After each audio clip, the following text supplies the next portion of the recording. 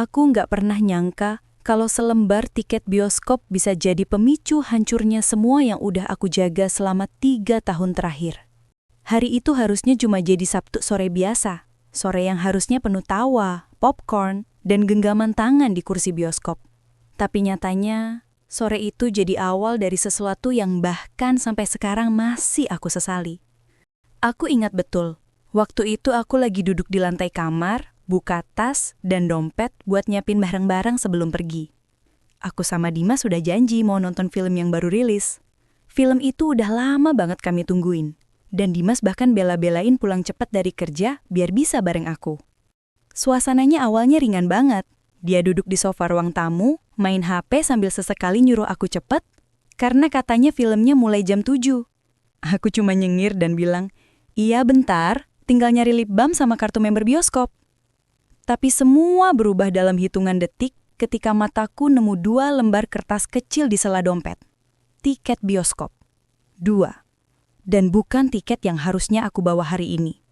Aku spontan narik nafas karena di momen itu aku tahu salah satunya bukan tiket bareng Dimas. Tiket itu sisa dari 2 hari lalu. Malam waktu aku nonton sama Reza. Aku refleks mau nyelipin tiket itu ke bawah tumpukan struk belanjaan. Tapi telat. Dimas udah berdiri dan jalan ke arahku. Nyengir tipis sambil bilang, "Sayang, tiket apa nih? Kok 2 lembar? Tapi tanggalnya beda 2 hari?" Katanya pelan, tapi nada suaranya udah berubah. Aku bisa ngerasain jantungku deg-degan gak karuan. Aku nyoba tetap santai, tapi suaraku sendiri terdengar bergetar waktu jawab. Itu tiket lama kok. Aku lupa buangnya." Dimas cuma diam. Tapi diamnya justru jauh lebih menakutkan daripada marah. Dia ngeliat detail tulisan di tiket, lalu nafasnya terdengar berat. "2 hari lalu kamu bilang lembur. Tapi ini jam 8 malam. Kamu lembur di bioskop," katanya dengan nada datar, tapi tajam banget. Aku langsung kehilangan kata. Semua alasan yang udah sempat kepikiran lenyap begitu aja. Tanganku gemetar. Aku nyoba buka mulut, tapi nggak ada satupun kalimat yang keluar. Cuma udara dan rasa bersalah yang makin sesek di dada. Dimas menatapku lama, kayak berusaha nyari kebenaran di wajahku. Dan di situ, aku tahu semua bakal berubah. Aku akhirnya duduk lagi di lantai, menunduk, pura-pura sibuk ngelipat tiket yang udah nggak ada artinya. Tapi Dimas tetap berdiri, masih dengan ekspresi yang sama. Kecewa bercampur curiga. Aku tahu Dimas bukan tipe cowok yang gampang marah, tapi dia juga bukan orang yang bisa dibohongin. Sementara aku udah kejebak di situasi yang aku buat sendiri. Malam itu 2 hari persis masih jelas banget di ingetanku. Reza, rekan kantor yang akhir-akhir ini sering banget cuma buat nanyain hal-hal kecil. Awalnya aku anggap dia ramah, sekedar teman ngobrol di sela kerjaan. Tapi lama-lama aku sadar, obrolan kami mulai keluar dari topik kerja. Mulai dari curhat soal tekanan di kantor, sampai hal-hal pribadi yang seharusnya aku bagi ke siapapun selain Dimas. Waktu itu Reza ngajak nonton film yang baru tayang. Katanya dia dapat 2 tiket gratis dari promo kantor. Aku sempat nolak, tapi entah kenapa akhirnya aku luluh juga. Cuma nonton doang kok, gak lebih, pikirku waktu itu. Tapi ternyata keputusan itu jadi kesalahan terbesar yang pernah aku buat. Kami duduk di barisan tengah, kursi nomor 8 dan 9. Filmnya bahkan gak aku ingat lagi. Yang aku ingat cuma tatapan Reza waktu lampu bioskop mulai redup. Dan aku ngerasa aneh, semacam nyaman tapi juga salah. Dia bukan Dimas. Tapi malam itu aku gak bisa bohong kalau aku seneng. Rasanya ada orang lain yang dengerin aku, yang ngertiin aku, yang gak cuma bilang sabar ya tiap kali aku cerita capek. Aku tahu, di titik itu aku udah mulai melangkah ke arah yang salah. Tapi aku tetap jalan, karena aku ngerasa Dimas udah gak seperti dulu. Kami sering berantem karena hal sepele. Dia sibuk kerja, aku ngerasa diabaikan, dan celah kecil itu dimasukin sama Reza. Balik lagi ke sore itu, aku cuma bisa duduk diam, nunggu Dimas ngomong. Tapi dia malah ngambil jaket terus bilang pelan, "Aku gak tahu kamu bohong soal apa aja selama ini. Tapi satu hal, aku gak pantas dibeguniin." Terus dia keluar dari rumah tanpa nunggu jawabanku. Aku bengong, dunia kayak berhenti di situ juga. Suara pintu tertutup keras dan tiba-tiba semua terasa sunyi banget. Aku pengen ngejar dia tapi kakiku berat. Yang bisa aku lakuin cuma duduk di lantai sambil nangis pelan, ngerasa kayak manusia paling bodoh di dunia. Malam itu aku nggak bisa tidur. Ponselku penuh pesan yang nggak berani aku buka. Ada dari Dimas, ada juga dari Reza. Tapi aku cuma stare di layar kosong. Bingung harus mulai dari mana. Di kepalaku semuanya berputar. Kenapa aku bisa sejauh ini? Kenapa cuma karena tiket hidupku berantakan? Tapi jujur, aku tahu masalahnya bukan di tiket. Masalahnya ada di aku, yang nggak bisa jujur bahkan ke diri sendiri. Besoknya Dimas nggak datang ke rumah. Biasanya tiap minggu dia selalu mampir, entah buat sarapan bareng atau sekedar ngopi di teras. Tapi kali ini nggak ada kabar sama sekali. Aku nyoba chat tapi cuma centang 2 tanpa dibaca. Aku nulis panjang lebar, nyoba jelasin semuanya, tapi nggak ada respon. Di tempat kerja aku juga jadi nggak fokus. Tiap kali lihat Reza rasanya campur aduk. Dia nyapa kayak biasa, tapi aku tahu, dalam pikirannya pasti ada tanya. Soalnya setelah malam itu, dia juga nggak pernah ngajak ngobrol lagi. Mungkin dia juga ngerasa bersalah, atau mungkin dia cuma nggak pengen terlibat dalam masalahku. Hari-hari berikutnya aku habiskan dengan nyoba benerin semuanya. Aku datangi rumah Dimas, tapi ibunya cuma bilang, Dimas nggak mau ketemu dulu. Aku nangis di depan rumahnya, berharap dia keluar, tapi nggak juga. Mungkin dia benar-benar muak. Dan aku sadar, nggak ada yang bisa aku lakuin selain menunggu. Tapi menunggu sesuatu yang belum tentu mau kembali rasanya kayak disiksa pelan-pelan. Sementara itu di kantor, gosip mulai menyebar. Entah siapa yang mulai, tapi aku dengar ada yang bilang aku deket sama Reza. Aku malu, tapi nggak bisa marah. Karena memang ada benarnya. Aku nggak bisa ngelak meskipun di luar aku berusaha tampil normal. Aku senyum ke semua orang, padahal di dalam hati aku udah remuk. Beberapa minggu berlalu dan aku mulai sadar satu kebohongan kecil bisa ngancurin kepercayaan yang dibangun bertahun-tahun. Tiket bioskop itu cuma simbol dari kesalahan yang lebih besar. Dari hal-hal yang aku pendam, dari rasa jenuh yang aku biarkan tumbuh tanpa aku omongin ke Dimas. Aku nyalahin dia karena sibuk. Padahal mungkin aku aja yang gak pernah bener-bener ngomong apa yang aku rasain. Dan sekarang, semuanya udah terlambat. Suatu malam aku akhirnya nerima pesan dari Dimas. Pesannya cuma satu baris. Aku udah lihat semua. Aku nggak ngerti maksudnya sampai dia kirim foto. Foto tiket itu dan foto aku sama Reza di lobi bioskop yang ternyata diambil dari kamera TV bioskop. Aku langsung lemes. Jadi selama ini dia udah tahu. Cuma nunggu aku jujur. Aku nangis sejadi-jadinya malam itu. Rasanya malu, bersalah, nesek. Semua campur jadi satu. Aku pengen waktu bisa diputer balik. Pengen bilang ke diri sendiri 2 hari lalu buat gak usah pergi sama Reza. Tapi hidup gak kayak film yang bisa diulang. Sejak malam itu Dimas benar-benar hilang. Nomornya gak aktif. Semua media sosialnya aku diblok. Aku cuma bisa nulis pesan di note HP yang gak akan pernah dia baca. Tentang penyesalan, tentang rasa sayang yang aku rusak sendiri, tentang tiket yang seharusnya gak pernah ada. Aku mulai merasa hidupku ngehilangan arah. Tiap kali lewat depan bioskop, aku ngerasa mual. Aku nggak bisa lagi masuk ke sana tanpa ngerasa bersalah. Tiket-tiket lain yang dulu aku simpan sebagai kenangan, semua aku buang. Tapi anehnya, yang satu itu, tiket sialan yang bikin semuanya berubah, nggak pernah benar-benar hilang dari pikiranku. Kadang-kadang aku mikir, mungkin ini hukuman yang pantas buat aku. Karena aku udah nyakitin orang yang tulus sayang sama aku. Karena aku lebih milih kebohongan kecil daripada kejujuran yang mungkin cuma butuh satu percakapan jujur di malam itu. Aku belajar banyak dari kejadian itu. Tentang gimana hal kecil bisa jadi awal dari kehancuran besar. Tentang gimana diam bisa lebih menyakitkan daripada pertengkaran. Dan tentang gimana cinta nggak cukup kalau nggak dibarengi dengan kejujuran. Sekarang, tiap kali aku buka dompet dan lihat ruang kosong tempat tiket itu dulu disimpan, aku selalu keingat Dimas. Bukan karena aku masih harap dia balik, tapi karena aku tahu, disitulah aku kehilangan dia. Di antara selembar tiket yang nggak seharusnya ada. Aku masih inget banget gimana awalnya semuanya terasa biasa aja. Reza bukan tipe cowok yang dari awal kelihatan ngincer. Dia santai, kalem, dan selalu punya cara ngomong yang bikin orang nyaman dengerin. Kami satu divisi, sering kerja bareng buat proyek promosi digital kantor, dan hampir tiap hari duduk bersebelahan di ruang kerja. Kalau Dimas orangnya tegas dan to the point. Reza justru kebalikannya. Lebih lembut, sabar, dan punya waktu buat dengerin semua keluh kesahku tanpa kelihatan bosen. Awalnya kami cuma ngobrol ringan seputar kerjaan. Tentang deadline, tentang klien yang ribet, atau tentang ide-ide lucu buat promosi produk. Tapi lama-kelamaan obrolan itu bergeser. Dari yang tadinya cuma sekedar, udah makan belum? Jadi, lo lagi kenapa? Kok kelihatan capek?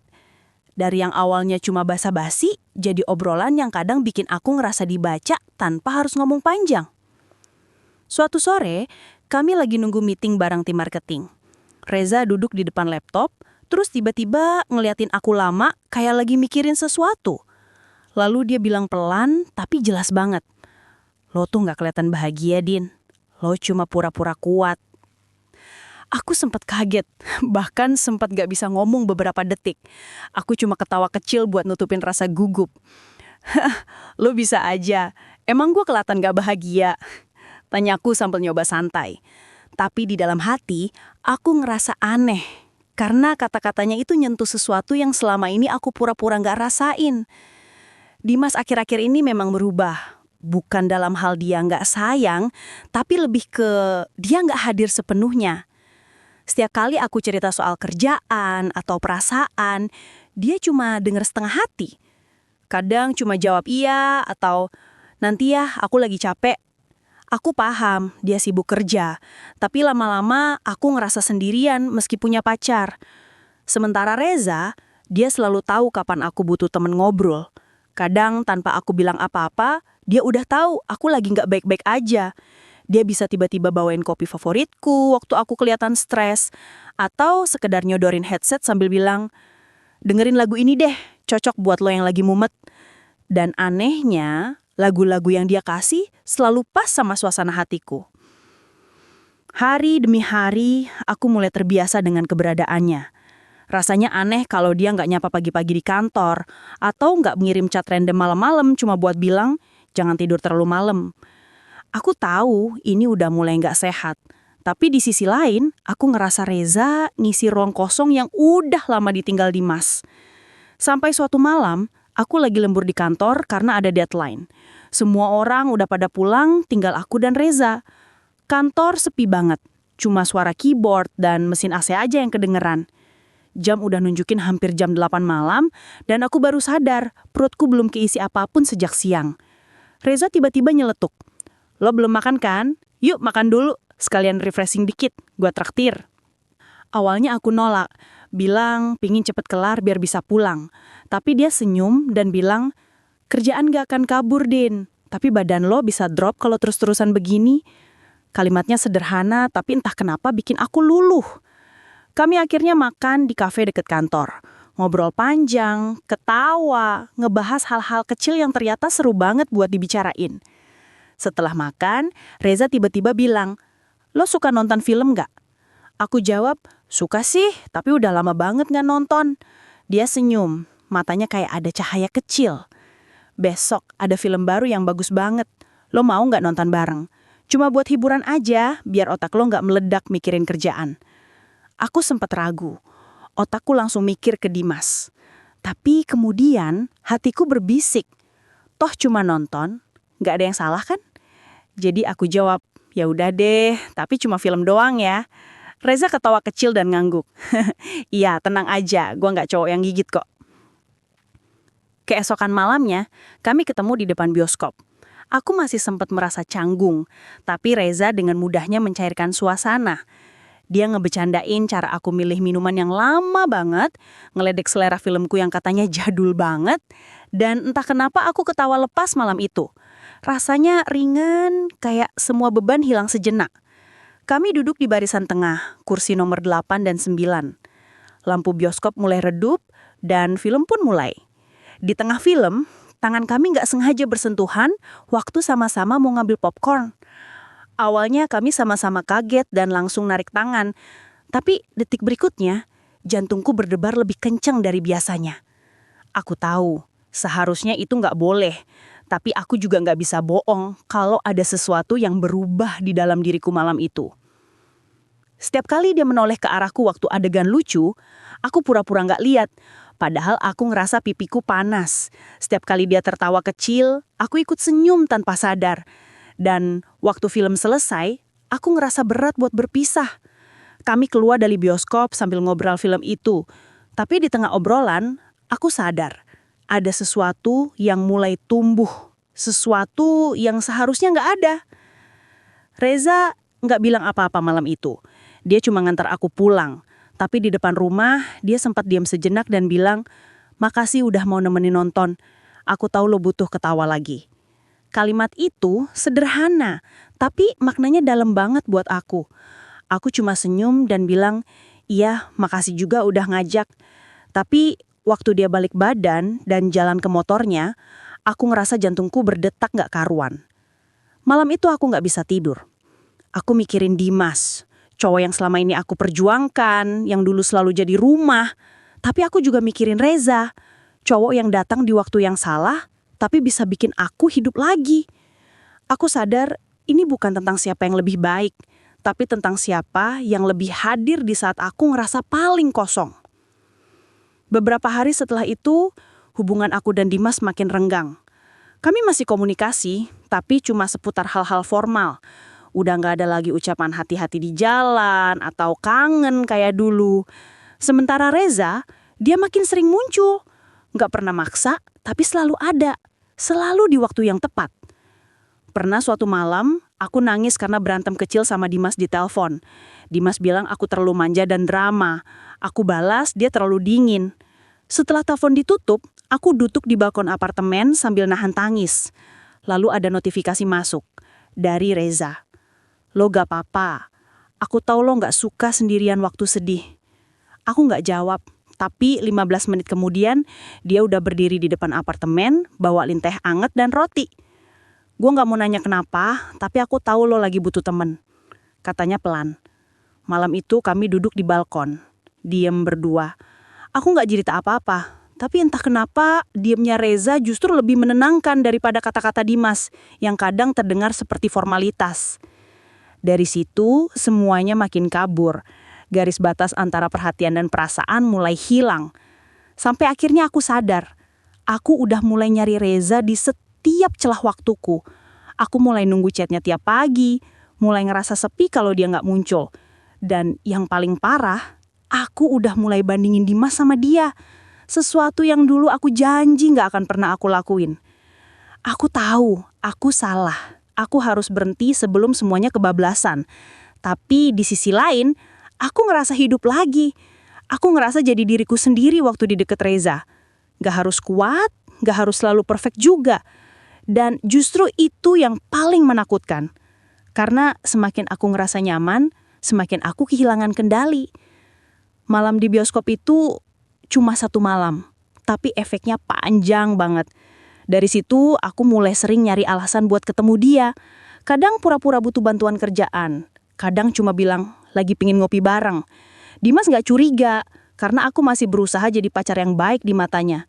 Tapi aku tahu hatiku udah gak sepenuhnya di sana.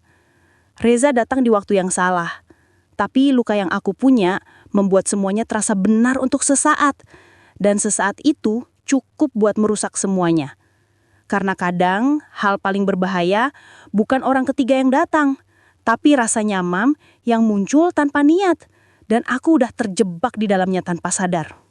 Setelah malam itu, aku ngerasa kayak hidupku berubah jadi labirin yang gak punya jalan keluar.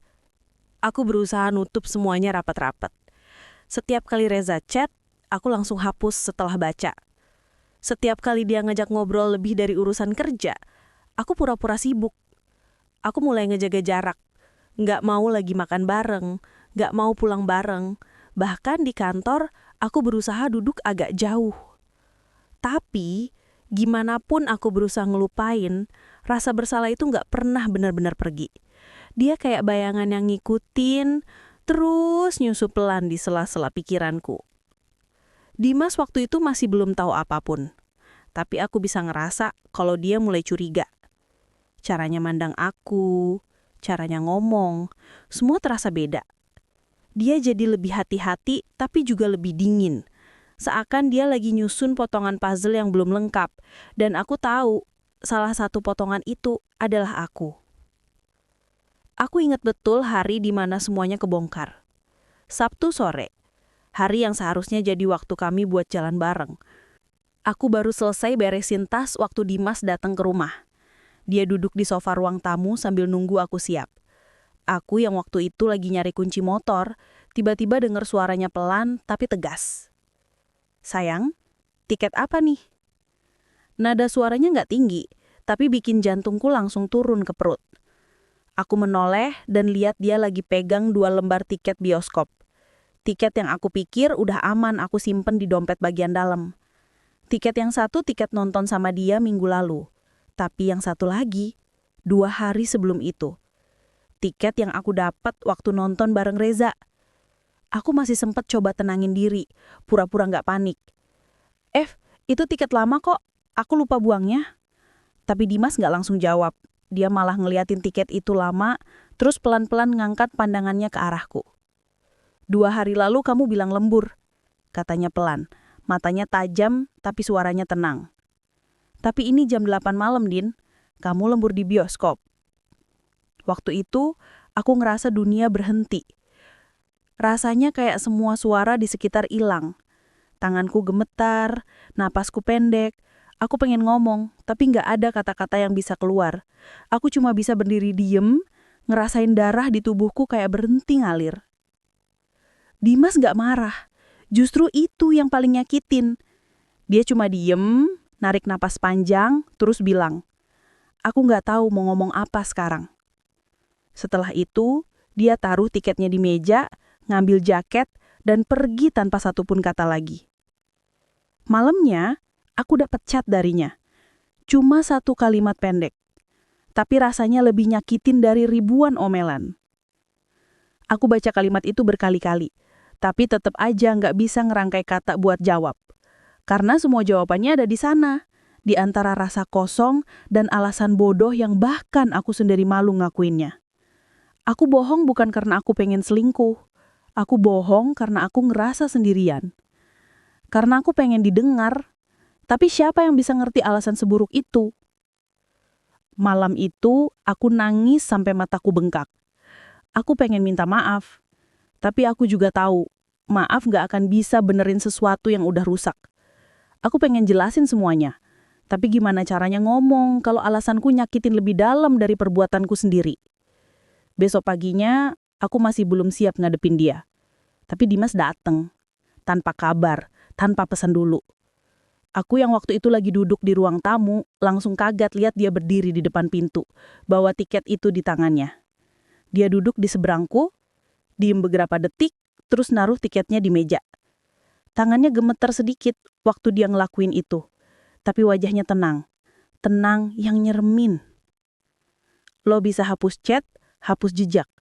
Tapi benda kecil kayak gini, dia berhenti sebentar. Nadanya pelan tapi dalam. Nggak bisa bohong. Aku cuma bisa nunduk. Air mataku mulai netes lagi tanpa bisa aku tahan. Aku pengen ngomong sesuatu, tapi setiap kata yang mau keluar rasanya sia-sia. Akhirnya aku cuma bisa bisik lirih. "Aku hilap, Dim. Aku cuma butuh didengar." Dia nyengir kecil, tapi bukan senyum yang aku kenal. Itu senyum getir, campuran sedih dan kecewa. "Kalau lo butuh didengar, kenapa bukan aku yang lo ajak ngomong?"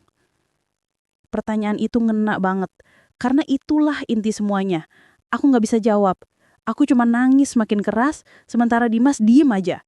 Dia ngeliatin aku kayak orang asing. Tatapan yang dulu selalu penuh kasih, sekarang kosong. Beberapa menit kami cuma duduk tanpa suara. Heningnya nyiksa. Lalu dia berdiri pelan, ngambil tiket itu lagi dan bilang, "Gue nggak tahu apa lo masih sayang sama gue atau enggak. Tapi buat sekarang, gue nggak bisa lihat lo kayak dulu lagi." Dia pergi. Dan kali ini, aku tahu dia nggak bakal balik secepat itu. Aku duduk di sofa, masih ngerasa semua ini kayak mimpi buruk yang terlalu nyata. Tiket itu masih di meja. 2 lembar kertas kecil yang berhasil ngubah segalanya. Hari-hari setelah itu berjalan kayak kabut. Dimas nggak ngehubungin aku sama sekali. chat nggak dibales, telepon nggak diangkat. Reza sempat nanya kenapa aku kelihatan murung, tapi aku cuma jawab pendek, aku lagi pengen sendiri. Aku bahkan mulai ngurangin komunikasi sama dia. Rasa bersalahnya terlalu besar. Setiap kali aku lihat handphone, aku berharap ada nama Dimas di layar. Tapi yang ada cuma notifikasi kerjaan dan pesan-pesan yang nggak penting. Aku ngerasa kosong, makan nggak enak, tidur nggak tenang. Beberapa hari kemudian, aku akhirnya memberanikan diri buat datang ke apartemen Dimas. Aku tahu itu ide buruk, tapi aku butuh ngomong langsung. Aku bawa 2 cangkir kopi, kebiasaan lama kami kalau lagi mau ngobrol serius. Waktu dia buka pintu, wajahnya kelihatan kaget. "Ngapain kamu kesini?" Tanyanya datar. Aku cuma bilang, "Aku cuma pengen ngomong, cuma sebentar." Dia ngangguk pelan, lalu membiarkanku masuk. Aku duduk di sofa yang dulu sering kami dudukin bareng. Rasanya aneh, kayak rumah itu udah kehilangan kehangatannya. Aku naruh kopi di meja, lalu bilang pelan, "Aku nggak punya alasan bagus buat ngebela diri. Aku salah. Tapi tolong jangan nilai aku dari satu kesalahan ini aja." Dimas diem lama. Dia ngeliatin aku, terus akhirnya bilang, "Lu tahu yang paling bikin sakit apa? Bukan karena lo nonton sama dia, tapi karena lu milih bohong. Karena lo ngerasa lebih aman cerita ke orang lain daripada ke gue." Kata-katanya tajam, tapi aku tahu dia bener. Aku cuma bisa nangis lagi. Aku nyesel, Dim. Aku beneran nyesel. Aku cuma pengen kita bisa kayak dulu lagi. Dia ngeleng-geleng. Matanya mulai berkaca-kaca. "Nggak bisa, Din. Sekalipun gue maafin. Rasa percayanya udah nggak sama. Lo tahu kan gimana rasanya tahu orang yang lo sayang bisa senyum buat orang lain di saat lo ngerasa dia cuma milik lo." Aku nggak bisa nahan air mata lagi. Rasanya kayak semua energi di tubuhku habis. Aku nyoba nyentuh tangannya, tapi dia tarik pelan dan bilang, "Udah, Din, gue butuh waktu. Tolong kasih gue itu." Aku pulang malam itu dengan hati yang hancur.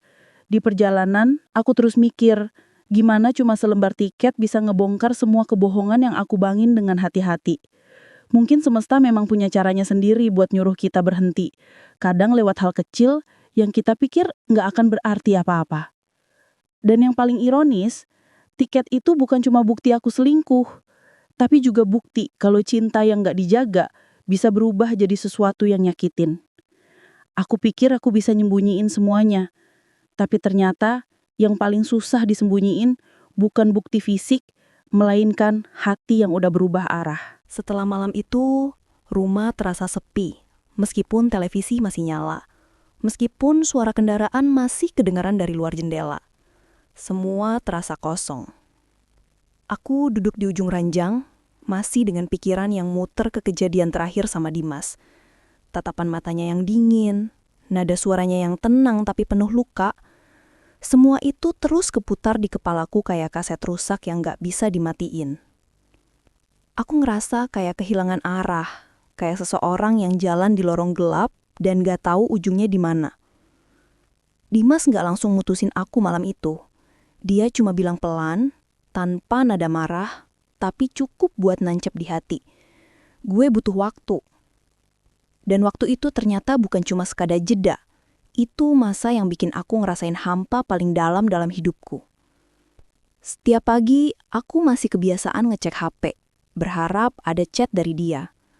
Notifikasi yang muncul malah dari grup kantor, promo online shop, atau pesan spam.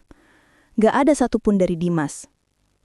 Aku sempat nyimpen nomor dia di favorit, seolah-olah dengan begitu, HP-ku bakal lebih mudah nangkep pesan kalau dia akhirnya ngirim sesuatu. Tapi nyatanya, gak ada. Sunyi. Dan dari situ, aku sadar, waktu yang dia butuhin mungkin bukan buat nenangin diri, tapi buat pergi perlahan. Sementara itu, Reza yang awalnya jadi tempat aku nyari pelarian, malah ikut menghilang. Aku inget banget waktu aku coba nyari dia di pantry kantor. Tapi kursinya kosong, laptopnya udah gak ada. Mejanya bersih. Katanya dia pindah ke divisi lain. Katanya juga dia butuh suasana baru. Tapi aku tahu alasan sebenarnya. Dia nggak mau terlibat lagi sama aku. Dia takut. Takut aku nyeret dia ke masalah yang lebih besar. Takut kelihatan sebagai orang ketiga. Waktu aku akhirnya berani chat dia, cuma satu kalimat yang dia balas. Gue nggak mau bikin lo tambah rumit. Gue pikir lo cuma butuh temen. Setelah itu, nggak ada apa-apa lagi. Aku bengong lama ngeliatin layar HP yang gelap. Kalimat itu terngiang terus di kepalaku. Aku pikir selama ini dia ngerti aku. Aku pikir dia hadir karena peduli. Karena ada sesuatu yang sama-sama kami rasain. Tapi ternyata semua cuma momen singkat. Salah waktu, salah tempat, dan salah orang. Hari-hariku berubah jadi rangkaian rutinitas yang hambar. Berangkat kerja, pura-pura sibuk di depan layar, makan siang sendirian di pojokan, lalu pulang. Di kantor, aku mulai dijauhin tanpa alasan jelas. Mungkin gosipnya udah nyebar. Ada beberapa tatapan aneh tiap aku lewat. Bisik-bisik kecil yang langsung berhenti begitu aku nengok. Aku udah kebal, tapi tetap aja perih. Dunia yang dulu rasanya normal, sekarang kayak asing banget. Di rumah, semua terasa makin berat. Aku masih nyimpen dompet yang waktu itu Dimas buka. Di dalamnya masih ada sobekan tiket itu. Setengah yang lain entah dia buang di mana. Tapi aku tahu dia sengaja ninggalin sebagian buat aku. Buat jadi pengingat. Biar aku tahu bahwa kesalahan sekecil apapun bisa ngerusak sesuatu yang besar. Aku sempat pengen buang potongan tiket itu. Tapi setiap kali mau, tanganku gak pernah sanggup. Kayak ada bagian dari diriku yang masih gak rela. Suatu malam, aku duduk di lantai kamar, sambil ngeliatin tiket itu lama-lama. Lampu kamar cuma redup, udara dingin, dan entah kenapa, mataku tiba-tiba panas. Aku ingat malam waktu nonton sama Reza. Gimana aku ketawa, gimana aku ngerasa hidup lagi walau cuma sebentar. Tapi sekarang, semua itu terasa salah. Gak ada satupun yang patut dikenang dengan bahagia. Karena semua kebahagiaan yang aku rasain waktu itu, ternyata hasil dari pengkhianatan. Aku mulai sadar, cinta yang dibangun dari kebohongan gak akan pernah jadi rumah. Aku berkhianat karena ngerasa kosong, tapi aku malah nyiptain kehampaan yang lebih besar lagi. Aku kehilangan dua orang sekaligus, Dimas yang tulus dan diriku sendiri yang dulu. Beberapa minggu kemudian, aku akhirnya berani ngehubungin Dimas lagi. Bukan buat minta balikan, tapi cuma pengen minta maaf. Aku ketik panjang banget. Setiap kata aku pikirin dengan hati-hati. Dim, aku tahu gak ada kata yang bisa benar-benar nyembuhin yang aku lakuin. Aku cuma mau bilang, aku nyesel. Aku salah karena nyari kehangatan di tempat yang salah. Aku gak minta apa-apa, cuma pengen lo tahu aku beneran nyesel. Pesan itu aku kirim jam 2 malam, saat semua orang udah tidur. Aku nunggu beberapa menit, terus jam berganti jadi jam 3, 4, sampai akhirnya pagi. Tapi tetap gak ada tanda read. 3 hari kemudian, aku lihat story Instagram Dimas. Dia upload foto lagi nongkrong sama temen-temennya. Senyum lepas. Aku scroll, dan di slide terakhir, ada foto dia bareng cewek lain. Gak berlebihan, cuma natural. Tapi cukup buat bikin jantungku berhenti sesaat. Aku tahu dia udah mulai belajar bahagia lagi, tanpa aku. Dan anehnya, kali ini aku gak marah. Aku cuma diam lama ngerasain perihnya kehilangan yang aku ciptain sendiri. Karena aku tahu, dia pantas dapat yang lebih baik dari seseorang yang pernah ngerusak percayaannya. Waktu terus jalan, tapi rasa bersalah itu tetap ada. Aku mulai nyoba berdamai pelan-pelan. Aku berhenti nyalahin Dimas, berhenti nyalahin Reza, berhenti nyalahin keadaan. Aku belajar ngeliat diri sendiri di cermin. Bukan buat menyesali, tapi buat ngingetin. Luka ini bukan kutukan, tapi pengingat supaya aku nggak ngulangin kesalahan yang sama lagi. Beberapa bulan setelah itu, aku sempat ketemu Dimas lagi. Nggak sengaja, di kafe kecil deket kantor. Aku lagi pesan kopi, dan waktu nengok, dia udah berdiri di belakang antrian. Kita sama-sama kaget, tapi saling senyum kecil.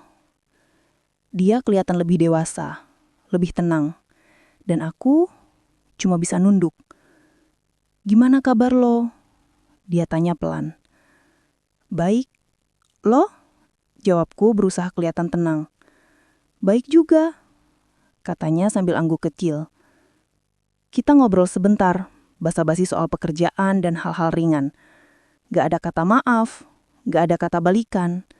Tapi dari caranya ngomong, aku tahu dia udah sembuh. Sementara, aku masih belajar buat gak ngerasa bersalah setiap kali lihat wajahnya. Sebelum pergi, dia sempat bilang, "Gak benci lo kok, Din. Cuma, ada hal-hal yang kalau udah patah, gak bisa direkatin lagi, meskipun lo pengen banget." Aku cuma diam, tapi kata-kata itu nyangkut di kepala. Dan aku tahu, itu bukan kalimat buat nyakitin. Itu cara dia buat bilang kalau dia udah ikhlas. Malamnya, aku buka dompet lagi. Potongan tiket itu masih ada di sana. Tapi kali ini aku robek jadi potongan kecil dan kubuang. Bukan karena aku pengen lupain, tapi karena aku udah siap berhenti nyalahin diri sendiri. Aku tahu semua yang patah nggak selalu bisa direkatin. Tapi bukan berarti hidup berhenti di situ. Kadang yang bisa kita lakuin cuma nerima. Bahwa beberapa hal memang diciptakan buat jadi kenangan, bukan buat diperbaiki. Dan malam itu, untuk pertama kalinya setelah sekian lama, aku tidur tanpa mimpi tentang Dimas. Tanpa rasa sesak di dada. Cuma tenang. Sunyi, tapi tenang. Mungkin itu tandanya aku akhirnya belajar untuk benar-benar melepaskan. 3 bulan setelah semuanya berakhir, aku duduk sendirian di kursi bioskop yang dulu pernah aku dudukin bareng Dimas. Barisan tengah, nomor kursi yang sama, tempat kami dulu ketawa karena popcorn tumpah, tempat aku pernah bersandar di bahunya waktu filmnya lagi sedih. Sekarang, kursi itu terasa dingin dan sepi. Lampu ruangan masih terang, orang-orang masih sibuk nyari tempat duduk, tapi buatku semuanya kayak blur. Film yang diputar malam itu adalah film yang sama, yang dulu kami tonton bareng waktu pertama kali jadian. Tapi rasanya jauh berbeda. Dulu ada tangan yang aku genggam, ada bahu yang bisa jadi sandaran. Sekarang, cuma ada udara kosong di sebelah kanan. Aku buka dompet pelan. Di sana, masih terselip tiket lama itu. Udah agak lusuh, pinggirannya mulai sobek, tapi tulisan tanggal dan jamnya masih jelas kebaca. Aku nggak ngerti kenapa sampai sekarang aku belum bisa buang tiket itu. Padahal setiap kali ngeliatnya, rasa bersalah itu selalu muncul lagi. Kayak luka yang udah kering tapi sengaja aku korek supaya berdarah lagi. Tiket itu bukan cuma bukti kesalahanku, tapi juga pengingat bahwa satu kebohongan kecil bisa jadi awal dari kehilangan besar. Aku dulu cuma pengen merasa diperhatiin, pengen ngerasa dihargain. Tapi ternyata caraku buat nyari perhatian malah bikin aku kehilangan segalanya. Dimas gak pernah balik lagi. Gak ada pesan, gak ada kabar, gak ada tanda-tanda. Aku udah berhenti berharap dia bakal muncul tiba-tiba di depan pintu rumah, kayak adegan film romantis yang diputar ulang. Karena ini bukan film, ini kenyataan. Dan di dunia nyata, gak semua yang retak bisa disambung lagi. Reza juga udah pindah kerja ke cabang luar kota. Aku sempat lihat postingannya di LinkedIn, dia dapat posisi baru, kelihatan bahagia. Aku gak iri, cuma sedikit nyesek. Bukan karena masih cinta, tapi karena dia bisa melanjutkan hidup dengan cepat. Sementara aku masih terjebak di tempat yang sama, di tengah rasa bersalah yang gak bisa aku tutupin dengan apapun.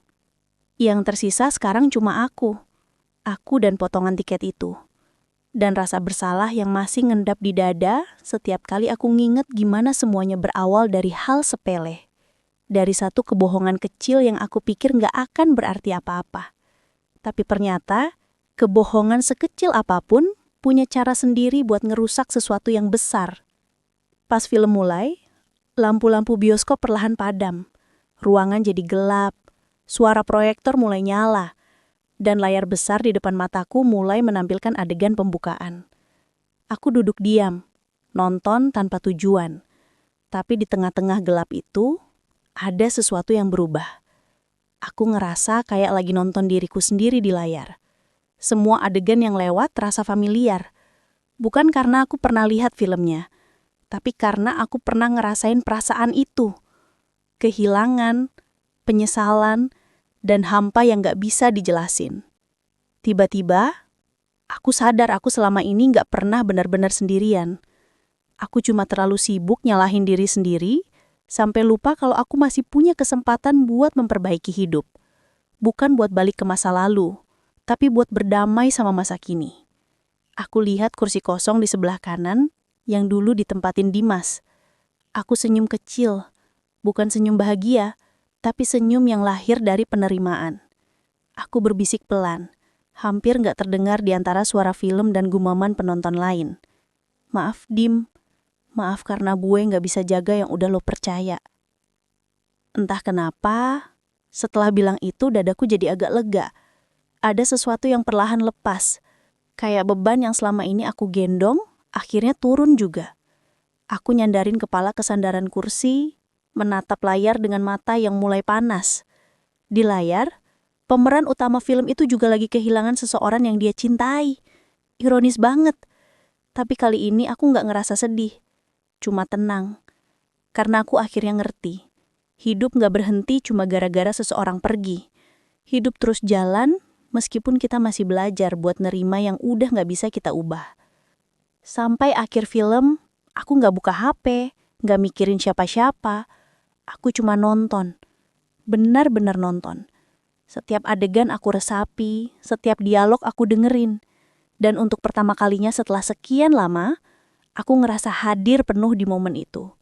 Tanpa kebohongan, tanpa rasa takut ketahuan, tanpa dua hati yang harus aku bahagiain bareng-bareng.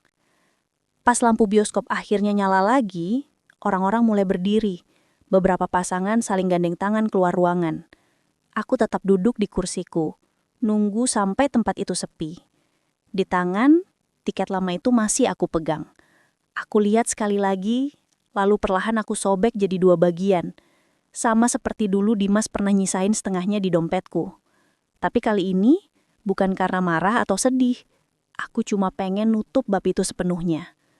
Aku bangun, jalan keluar, dan sebelum buang potongan tiket itu ke tong sampah, aku sempat berbisik pelan. Terima kasih udah ngingetin, tapi aku harus lanjut. Angin malam dari luar bioskop nyentuh wajahku. Dingin tapi menenangkan. Di luar sana, kota masih ramai. Orang-orang masih jalan bareng, masih tertawa, masih sibuk dengan hidupnya masing-masing. Dan aku sadar, aku juga masih punya hidup yang harus dijalani. Aku jalan pelan di trotoar, langkahku ringan. Ada perasaan aneh yang muncul. Bukan bahagia, tapi juga bukan sedih. Lebih ke lega. Karena akhirnya, setelah berbulan-bulan nyalahin diri sendiri, aku bisa bilang, udah cukup. Aku masih belum tahu apakah suatu hari nanti aku bakal bisa jatuh cinta lagi. Tapi yang aku tahu, aku udah gak mau nyari pelarian buat nutupin luka.